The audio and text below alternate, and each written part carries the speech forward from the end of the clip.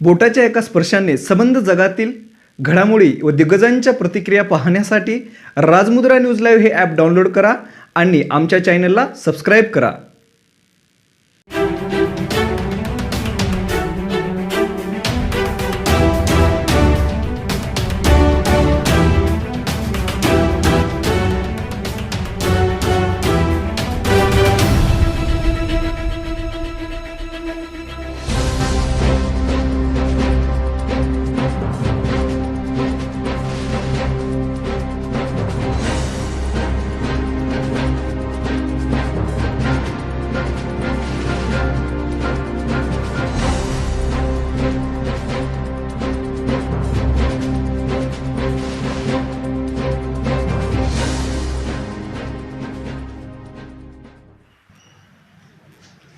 नमस्कार. राजमुद्रा न्यूज लाईव्हच्या अर्थमुद्रा या विशेष सत्राच्या पहिल्या भागामध्ये आपलं स्वागत. आज जगामध्ये अर्थकारणाला अनन्यसाधारण महत्त्व प्राप्त झालेलं आहे. असं म्हटलं जातं की अर्थाशिवाय जगात कशालाही अर्थ नाही. वेगवेगळ्या प्रकारचे मार्गदर्शकांची आज स्पर्धेच्या ओघामध्ये आपल्याला गरज पडत आहे. त्याचप्रमाणे एक ढोबळ मनानं म्हटलं जातं की तुम्हाला जर आयुष्यामध्ये विशेषतः व्यवसायामध्ये यशस्वी व्हायचं असेल तर एक बँकर आणि एक चार्टर्ड अकाउंटंट ह्याच्याशी तुम्हाला घट्ट मैत्री करता आली पाहिजे. अनेक प्रकारचे सल्लागार आपल्याला लागतात, त्यापैकी कर सल्लागार हा एक प्रकार या काळामध्ये खूप प्रकर्षाने आपल्याला त्यांची कमतरता जाणवावी लागते. आज अर्थमुद्रा या सत्रामध्ये एक विशेष गेस्ट आपल्यासोबत आहे ज्यांच्याशी आपण संवाद साधणार आहोत टॅक्स या पहिल्या विषयावरती. जे गेस्ट आपल्यासोबत आहेत त्यांचा परिचय मी करून देतो आपल्याला. नागेश जाधव सर 2016 साली CA ची परीक्षा पास झाल्यानंतर 3 वर्ष पुण्यामध्ये नामांकित टॅक्स फर्ममध्ये त्यांनी अनुभव घेण्यासाठी काम केलं. त्यानंतर स्वतःचे भाऊ, त्यांचे मोठे भाऊ पुणे येथे प्रथितीय CA असल्यामुळं त्यांनी भावासोबत पुण्यामध्ये प्रॅक्टिस सुरू केली. साधारणतः 1.5 वर्षापूर्वी कोरोनाच्या संकटानं संपूर्ण जगामध्ये थैमान घातलं. कोरोनाला संकट न मानता संधी समजून त्यांनी स्वतःच्या कक्षा रुंदवण्यासाठी नांदेडला ब्रँच सुरू केली आणि आज पूर्ण वेळ नागेश जाधव सर नांदेडला काम पाहतात. नागेश जाधव सर स्वतः एक उत्तम लेखक आहेत, वक्ते आहेत. अनेक आर्टिकल्स त्यांचे टॅक्सेशन संदर्भामध्ये वेगवेगळ्या वृत्तपत्रामध्ये प्रकाशित होतात. त्याचबरोबर ऑनलाईन आणि ऑफलाईन अनेक व्याख्यानं, मार्गदर्शनपर व्याख्यानं त्यांनी टॅक्स या विषयावरती लिहिली.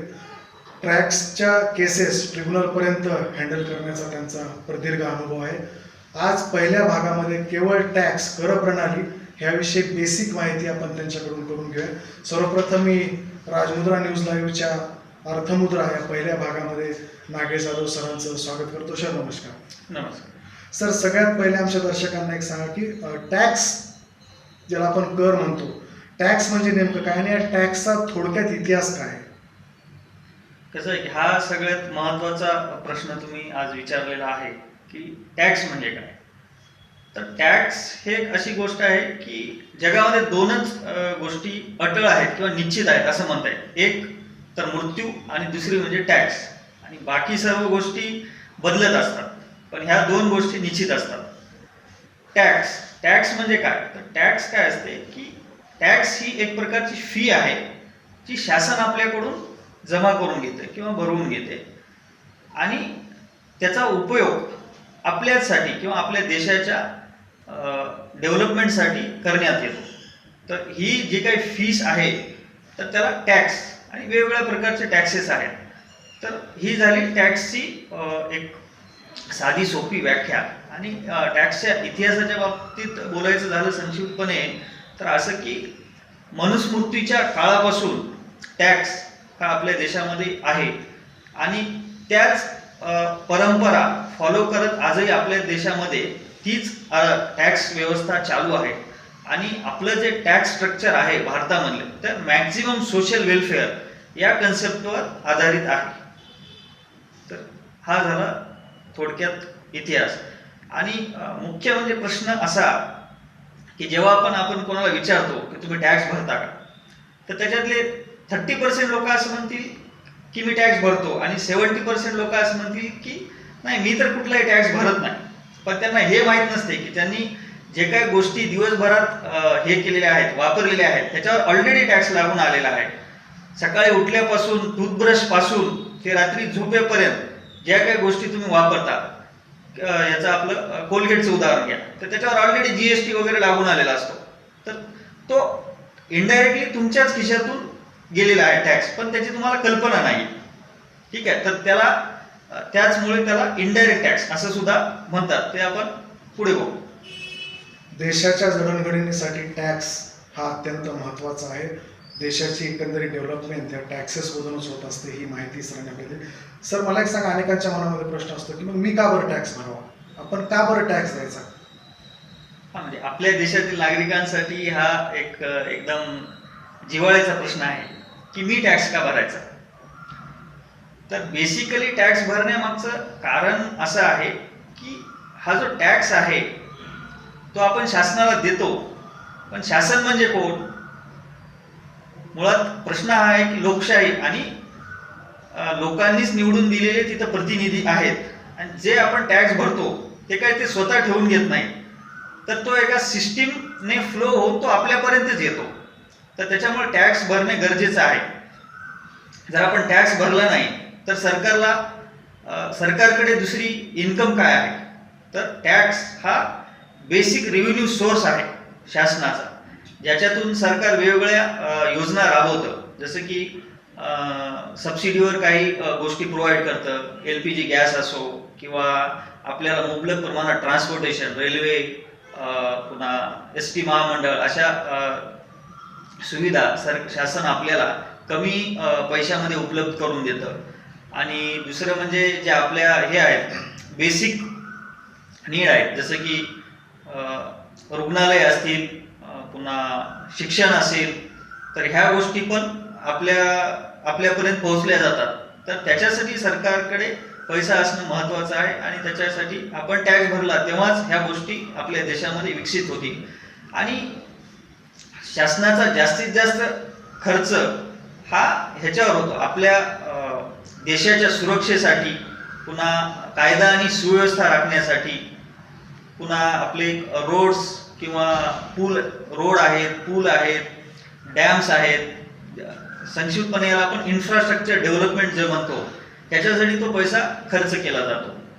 आणि बाकीचे ॲडमिनिस्ट्रेटिव्ह डिपार्टमेंट्स आहेत शासनाचे, तर त्यांच्या पगारी वगैरे, तर ह्याच्यासाठी टॅक्स हा वापरला जातो.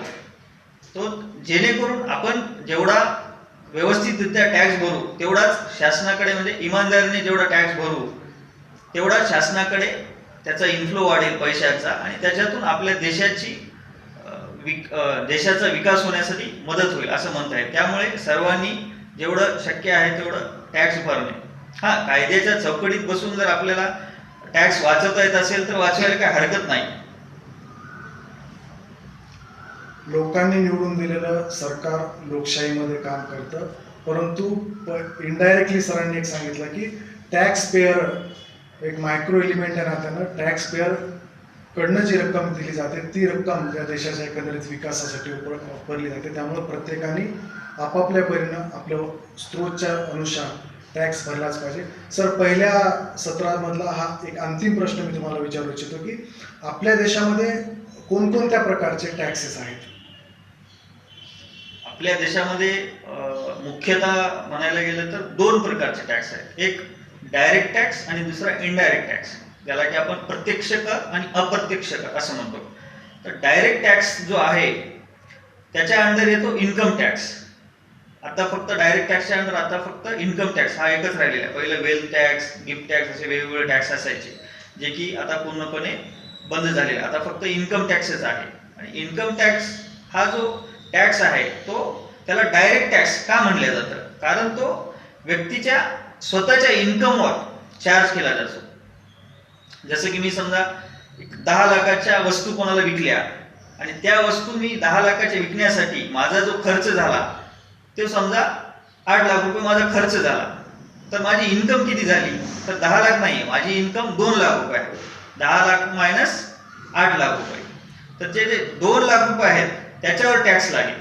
म्हणजे व्यक्तीच्या इन्कमवर टॅक्स लागतो, आणि तो प्रत्यक्ष त्याच्याकडूनच त्याच्याच खिशामधून जातो. त्याच्यामुळे त्याला डायरेक्ट टॅक्स किंवा प्रत्यक्ष कर असं म्हणतात. दुसरा प्रकार जो आहे तो आहे इनडायरेक्ट टॅक्स किंवा अप्रत्यक्ष कर. ह्याच्यामध्ये भरपूर काही टॅक्सेस असतात.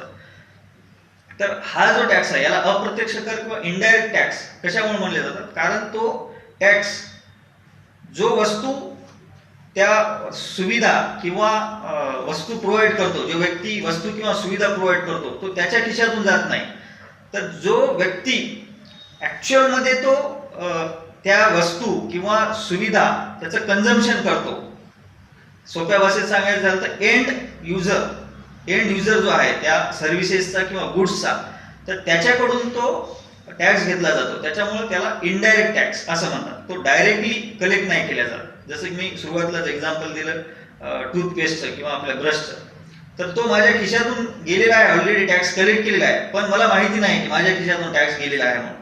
तर त्याच्यामुळे त्याला अप्रत्यक्ष कर किंवा इनडायरेक्ट टॅक्स असं म्हणतात. तर इनडायरेक्ट टॅक्समध्ये वेगवेगळे टॅक्सेस आहेत. मेनली पहिला आहे कस्टम ड्युटी. कस्टम्स ड्युटी ही कशावर लावली जाते की जेव्हा आपण आपल्या देशामध्ये काही वस्तू आयात करतो, त्याला इम्पोर्ट्स म्हणतात, किंवा आपल्या देशातून काही वस्तू एक्सपोर्ट करतो, ज्याला निर्यात म्हणतो, त्यावेळेस ही कस्टम ड्युटी लावली जाते. दुसरा आहे सेंट्रल एक्साइज ड्युटी. तर जीएसटी आल्यामुळे सेंट्रल एक्साइज ड्युटी बाकीच्या वस्तूवर लागत नाहीये, पण अशी एकच वस्तू आहे की ज्याच्यावर सध्या सेंट्रल एक्साइज ड्युटी लागते, तर ती वस्तू म्हणजे टोबॅको प्रोडक्ट्स, जे तंबाखूवाले जे प्रोडक्ट्स आहेत त्याच्यावर फक्त सेंट्रल एक्साइज ड्युटी लागते. जेव्हा तंबाखूवाले प्रोडक्ट्स कोणी उत्पादन करते त्याचं किंवा मॅन्युफॅक्चर करते, तेव्हा त्याच्यावर सेंट्रल एक्साइज ड्युटी लागते, आणि बाकीच्या सर्व गोष्टीवर, कोणत्याही गोष्टीवर सेंट्रल एक्साइज ड्युटी लागत नाही, कारण जीएसटी आलेला आहे. त्याच्यानंतर दुसरा टॅक्स आहे स्टेट एक्साइज ड्युटी. तर स्टेट एक्साइज ड्युटी आहे ती लिकर किंवा दारू किंवा मद्य त्याच्या मॅन्युफॅक्चरिंगवर लागते. तर हा एक आहे स्टेट एक्साइज ड्युटी. हा राज्य शासनाचा टॅक्स आहे, स्टेट एक्साइज ड्युटी. त्याच्यानंतर आहे व्हॅट किंवा सीएसटी, ज्याला आपण म्हणतो व्हॅल्यू ॲडेड टॅक्स किंवा सेंट्रल सेल्स टॅक्स.